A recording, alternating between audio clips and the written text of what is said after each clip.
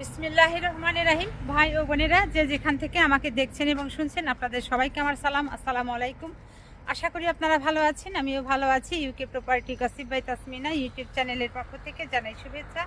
আজ জুলাই মাসের 28 তারিখ রবিবার 2024। এই মুহূর্তে লন্ডনের তাপমাত্রা আছে 23 ডিগ্রি সেলসিয়াস। অত্যন্ত চমৎকার একটি দিন, রোদ উঠেছে, বেশ ভালোই লাগছে। আসলে এখন লন্ডন সময়টা হচ্ছে একেবারে ভর দুপুর বলতে পারেন। তো বাসা থেকে বের হয়ে আমি এখন কাজে যাচ্ছি। এই যে কুকুর দেখতে পাচ্ছেন, এটির নাম হচ্ছে রেবা।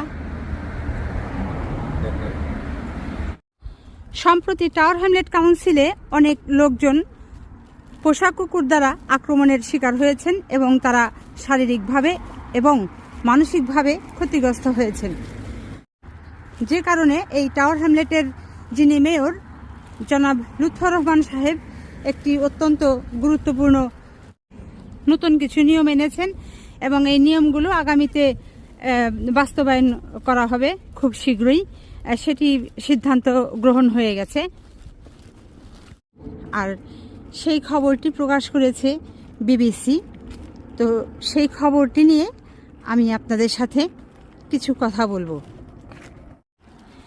এখন দেখবেন রাস্তাঘাটে চলার সময় অনেক কুকুরই ওই মালিক হাঁটতে থাকেন আর কুকুরগুলো ছেড়ে দিয়ে রাখেন। কুকুরগুলো তাদের মালিককে ফলো করে তাদের পিছু পিছু হাঁটতে থাকে কিংবা তাদের সাথে সাথে পথ চলতে থাকে। কিন্তু নতুন যে রুলসগুলো আসছে, এই কুকুর পালনের নিয়ম আসছে, সেখানে বলা হয়েছে যে কুকুরের মালিকরা যখন কুকুর নিয়ে ঘরের বাহির হবেন তখন তাদের অবশ্যই কুকুরের গলায় লিড থাকতে হবে কিংবা রশি, বেল্ট ইত্যাদি জাতীয় কিছু থাকতে হবে।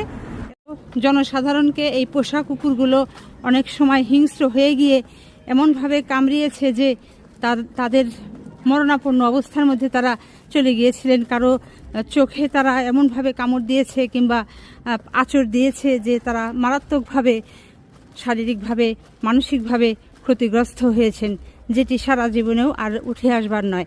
তো এই সব কিছু বিবেচনা করেই টাওয়ার হ্যামলেট কাউন্সিলের যিনি প্রধান জনাব মেয়র লুৎফর রহমান সাহেব, এটি একটি অত্যন্ত সুন্দর সিদ্ধান্ত উনি নিয়েছেন। এটিকে আসলে সাধুবাদ জানানোর মতো। এখন কেউ চাইলেই আপনি আপনার পোষা কুকুরকে ওই লিড ছাড়া, রশি ছাড়া কিংবা দড়ি ছাড়া ঘরের বাহিরে নিতে পারবেন না। আর এই যে নতুন নিয়ম আসছে, এই নিয়মকে যদি আপনি ভঙ্গ করেন তাহলে আপনার 100 পাউন্ড থেকে 1000 পাউন্ড পর্যন্ত জরিমানা গুনতে হবে। আসলে আমি হোম কেয়ারারের কাজ করি, তো সেই সুবাদে অনেক কেয়ারার বোনদের সাথে আমার কথা হয়। এই কেয়ারার বোনেরা আমাকে যেটা জানিয়েছেন যে তারা যখন কোনো বাসাতে হোম কেয়ারার হিসাবে সেই বাসাতে কাজে যান, তখন সেই বাসায় যদি কোনো পোষা কুকুর থাকে তাহলে সেই কুকুর এই কেয়ারার বোনদের দেখা মাত্রই খুব বেশি ঘেউ ঘেউ করতে থাকে, উত্তেজিত হয়ে যায় এবং আক্রমণ করে ফেলে। যে কারণে অনেক কেয়ারার বোনেরা যে বাসাতে কুকুর আছে সেই বাসাতে কাজ নিতে চান না।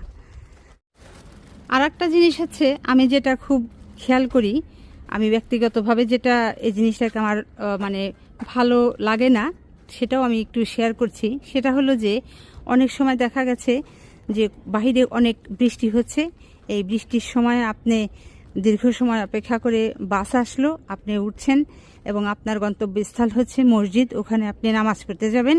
কিন্তু ওই সময় আপনার সাথে সাথে কুকুরের মালিক তার কুকুর নিয়ে গাড়িতে উঠেছে। দেখা গেল গাড়িতে উঠবার পর ওই কুকুর শরীর ঝাড়া দেয়, আর যখন ওই কুকুর শরীর ঝাড়া দেয় তার শরীরের সব পানি চতুর্দিকে ছড়িয়ে ছিটিয়ে সবার গায়ে গায়ে লাগতে থাকে। তো আপনি যাচ্ছেন মসজিদে নামাজের উদ্দেশ্যে, আর কুকুর ছিটিয়ে দিল তার শরীরের সব পানি আপনার শরীরে, তাহলে তো আর জিনিসটা কেমন হলো তো বুঝতেই পারেন। তো যে কারণে এই কুকুরকে আমি মনে করি যে সব সময় সব যানবাহনে অ্যাক্সেস না দেওয়াটাও ভালো। আবার অনেক সময় দেখা যায় যে অনেক বাচ্চারা এই কুকুর দেখে ভয় পায়, কান্না করতে থাকে। আমি বলছি না যে কুকুর পালন করা যাবে না, কুকুর লালন পালন করা যাবে, তবে সেটা অবশ্যই নিয়মের মধ্যে থেকে করতে হবে। তো পাবলিক ট্রান্সপোর্টগুলিতে যদি এই কুকুর যাতায়াতের জন্য একটি নির্দিষ্ট জায়গা থাকতো, যে কুকুর পালনকারীরা কুকুর নিয়ে গাড়িতে উঠেই ওই গাড়ির নির্দিষ্ট জায়গায় কুকুরগুলো ঢুকিয়ে দেবে, এটি করলেও কিন্তু খারাপ হতো না।